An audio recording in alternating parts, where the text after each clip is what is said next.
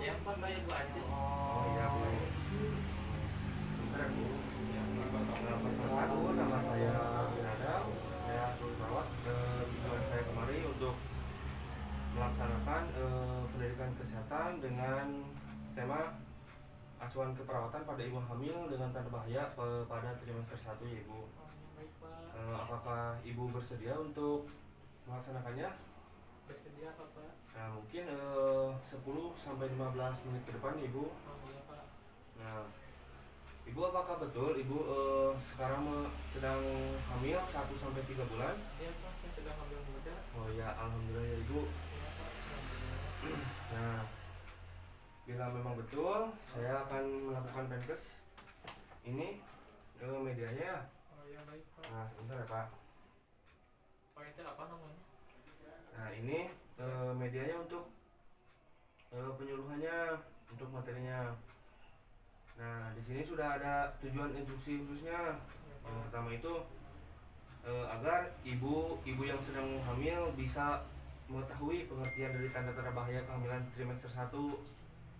Nah, juga ibu hamil dapat menyebutkan beberapa tanda bahaya agar ibu sudah tahu bahaya-bahayanya itu apa dan sudah bisa menanganinya. Nah, itu ibu. Ya ibu silakan. Nah, di sini yang pertama ada pengertian tanda bahaya kehamilan. Apakah ibu sudah tahu dengan tanda bahaya kehamilan itu apa? Belum Pak, belum tahu. Nah, tanda bahaya kehamilan itu adalah kehamilan yang memiliki suatu tanda bahaya atau resiko yang lebih besar dari biasanya. Baik itu bagi ibu sendiri ataupun bagi sang jabang bayi anak ibu. Baru Pak ya? Ya, betul Bu, sangat berpengaruh dan akan terjadinya bisa menyebabkan kematian ibu seperti itu. Menurut Tiran pada 2007 Ibu. Bahaya banget Pak ya? Ya, betul. Nah, di sini dijelaskan juga Ibu ya, ada tanda-tanda bahaya pada trimester 1. Sekarang Ibu kan sedang trimester 1 ya.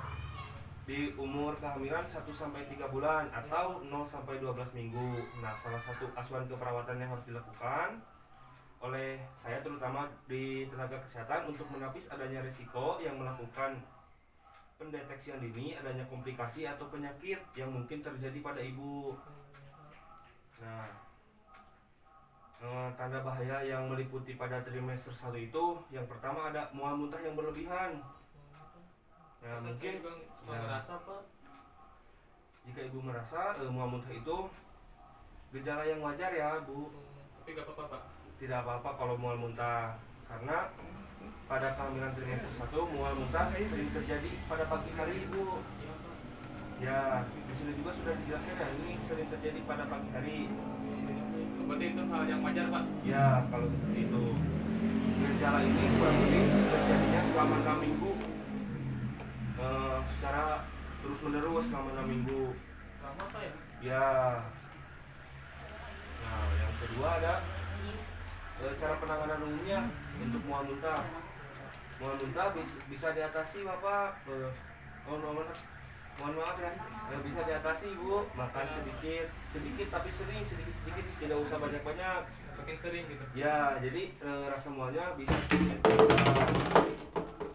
Nah, lalu diselingi dengan makanan yang berkuah, jangan makanan kering. Bisa makan dengan sop, sayur-sayuran.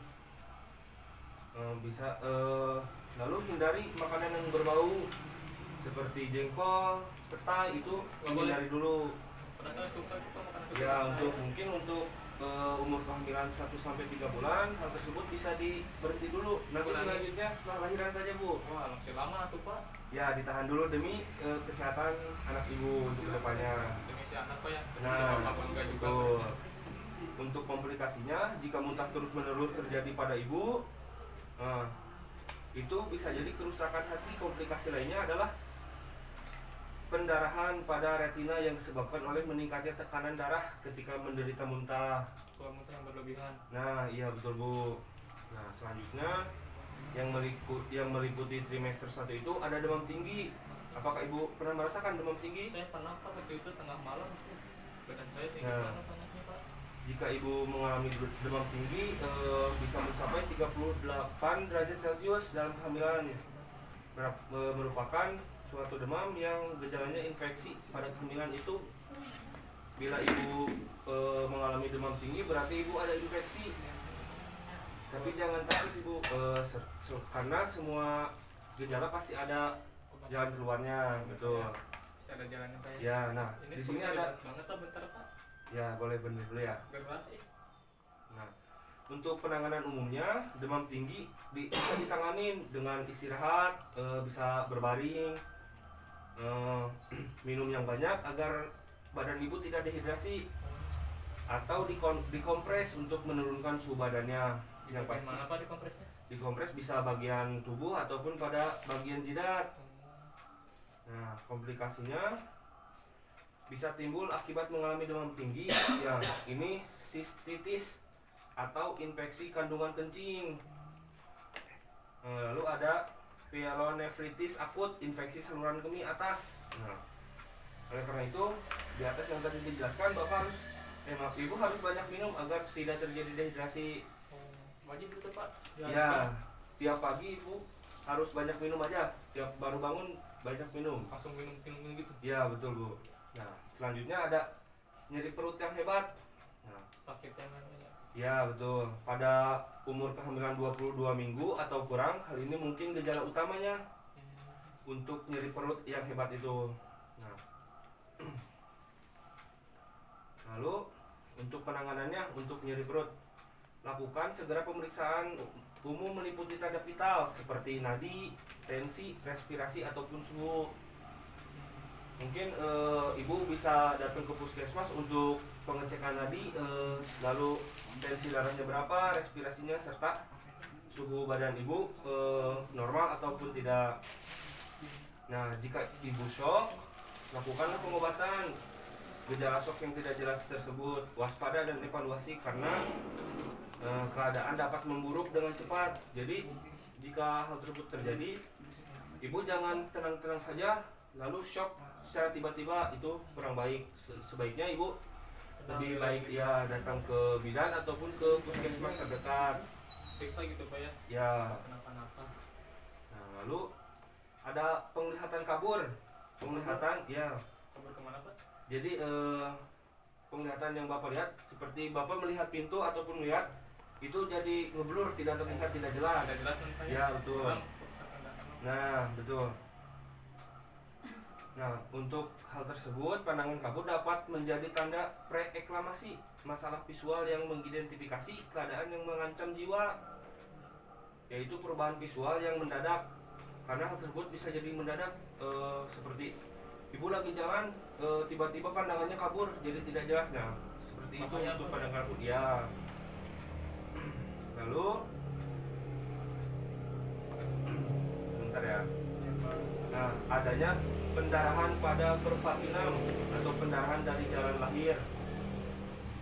Nah, ini bisa terjadi pada kehamilan kurang dari 22 minggu. Pendarahan pervaginam dalam kehamilan adalah cukup normal untuk hal tersebut. Pada masa awal kehamilan, ibu mengalami pendarahan yang sedikit sputing Pak, sputing Bu namanya ya. Iya Pak. Nah, lalu jika terjadi pendarahan yang lebih atau semakin tidak normal, Ya.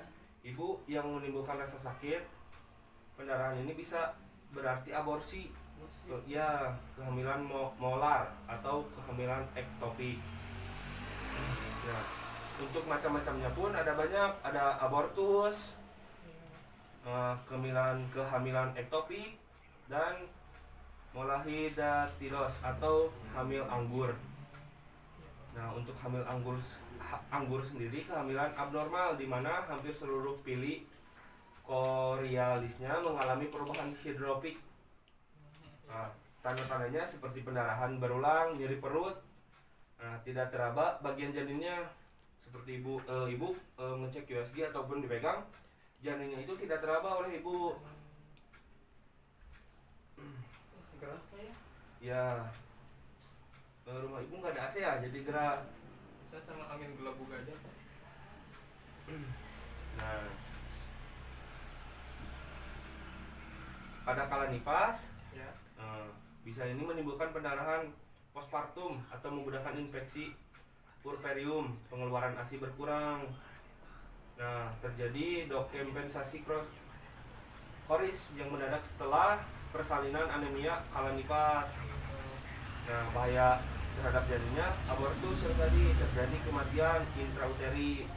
Bahaya apa ya? Ya, spermautes yang tinggi, berat badan lahir rendah, kelahiran dengan anemia. Iya Pak. Nah, mungkin Penkes perihal trimester 1 cukup. Apakah Ibu sudah mengerti apa yang sudah saya jelaskan? Insya Allah Pak, saya mengerti. Nah, jika emang Ibu sudah mengerti dan tidak ada yang ditanyakan kepada saya, coba Ibu ulangi apa materi yang sudah Ibu tangkap tadi?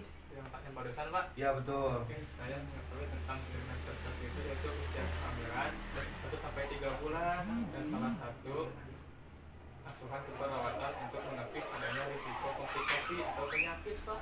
Ya, alhamdulillah ya Ibu sudah mengerti sedikit banyaknya perihal trimester 1 itu pada usia kehamilan 1 sampai 3 bulan.